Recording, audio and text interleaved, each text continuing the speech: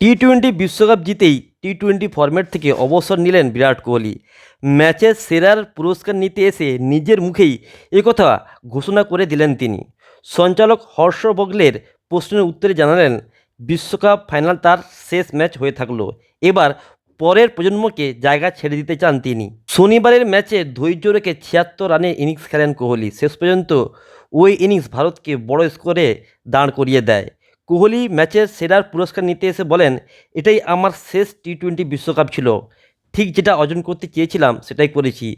মাঝে মাঝে এটা মনে হয় যে আপনি হয়তো রান পাচ্ছেন না, তারপরেই একটা বড় রান চলে আসে। আসলে আমার কাছে ব্যাপারটা ছিল হয় এখন, না হলে কখনো নয়। কোহলি বলেন, এটাই ভারতীয় দলের হয়ে আমার শেষ টি-টোয়েন্টি ম্যাচ ছিল। আমরা বিশ্বকাপ জিততে চেয়েছিলাম। জোর করে কোনো পরিস্থিতি তৈরি করার থেকে পরিস্থিতির সঙ্গে মানিয়ে নেওয়া উচিত। সবাই জানতো এরপরে কী হতে চলেছে। এটাই সময় নতুন প্রজন্মের হাতে দায়িত্ব তুলে দেওয়ার।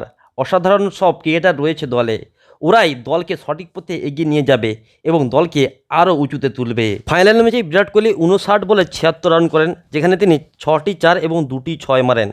128.81 স্ট্রাইক রেটে ব্যাটিং করেন বিরাট কোহলি ফাইনাল ম্যাচে।